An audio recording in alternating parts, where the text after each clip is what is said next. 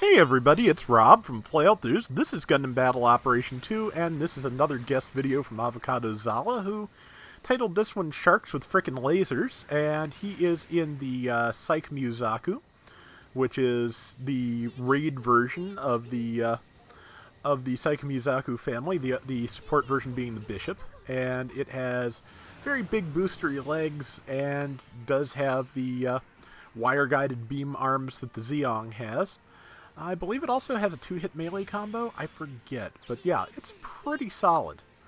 It's a good machine. It's fun to use, and I haven't used it in forever, or I definitely haven't run around with it in forever, so let's take a look.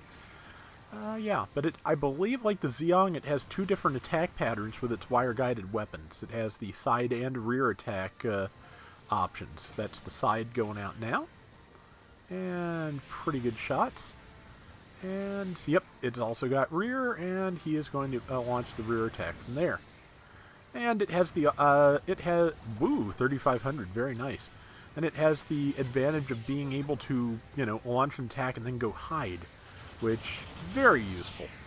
Eventually, if you're going to use your main weapons, which you're probably going to end up doing at least, more than once, you end up, having to get in something's face, but as a raid, it's at least fast and able to get out of its own way once you're there. And that's important, just being able to get back out of trouble once you've decided to get into trouble.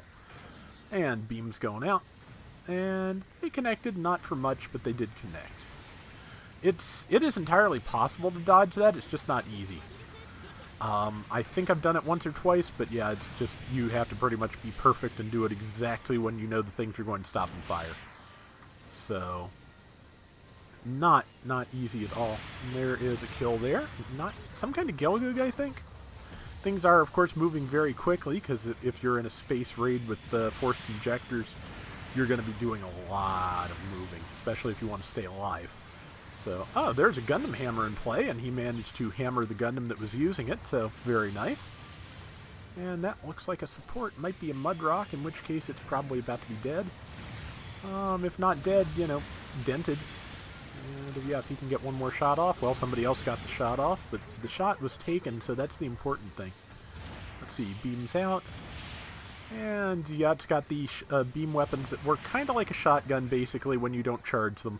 They all, focus on the target more efficiently when you charge, but you will get a nice spread if you just fire them. So, yeah, time to get out of the line of fire there, because, yeah, there's somebody on him, so he's taking some bad hits. It's that Gundam, I think. It probably hit him with the hammer.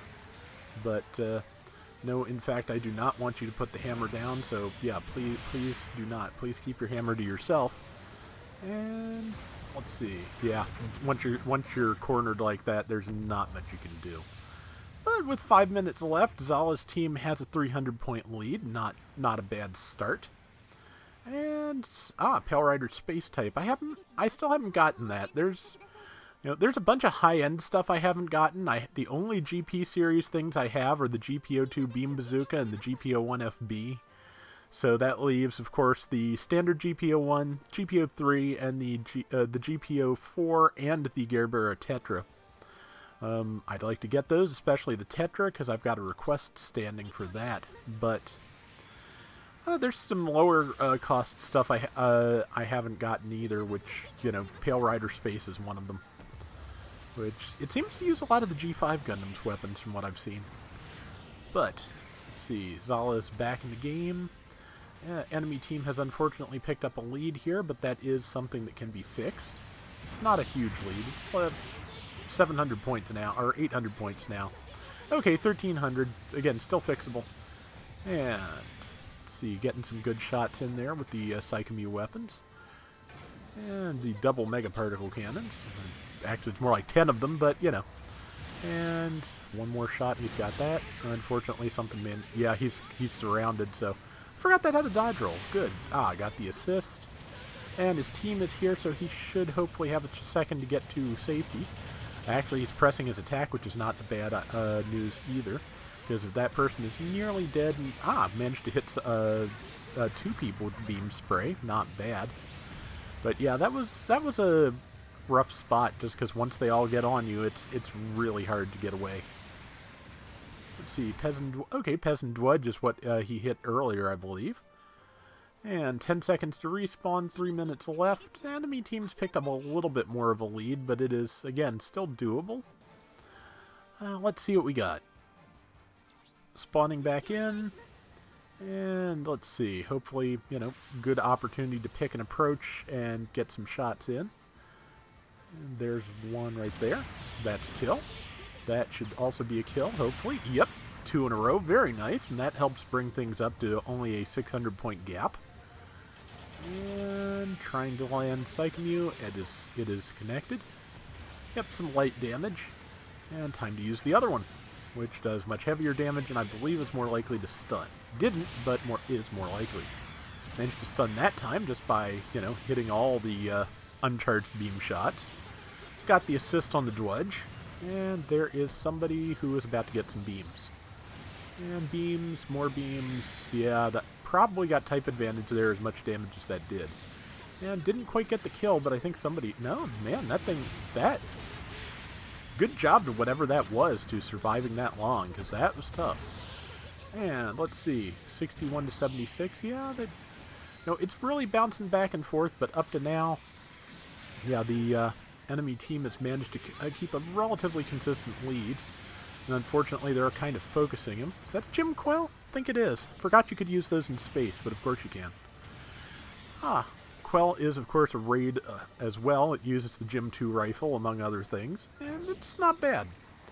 I need to use it more often. There's a lot of things I've gotten in my roster recently that I you know, did enough rounds with to get a decent video and then had to move on to the next thing, which, you know, is one of the perils of the YouTube thing. I think that's why it's nice to have that Gelgoog as a fallback, because, you know, I can Gelgoog pretty well, so I always have something in a pinch that I can drop back to if I just need to be, you know, good. So, let's see. Psycommu didn't quite take that person down, sadly. There's a couple of good targets if he can get a shot on. Tagged him, not enough to kill. That was enough to kill. Nice. And, let's see. I guess this is a 400-point round. For some reason, I thought it was a 450, but I'm pretty sure everything he's been killing is a 400, so probably not.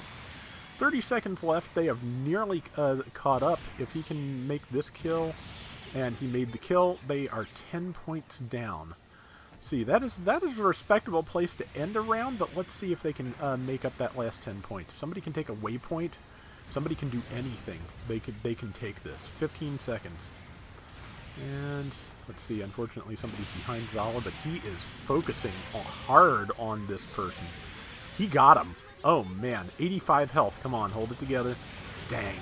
Oh, so close. That is a shame. But yeah, that was worth saying, because yeah, that was a nail biter, and they managed to get really close at the end. So, and just the fact that he managed to take that person down, that was impressive. And top score at 3690 and top damage at 70,000. Very nice showing. 8 kills, excellent showing. So yeah, good stuff here.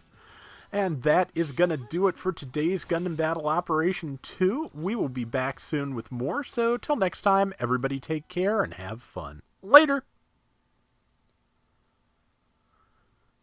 I'm really looking forward to some of the later Zeta stuff and double Zeta stuff that will have, you know, Psycommu weapons like that. I want to see how funnels are going to work. I really do.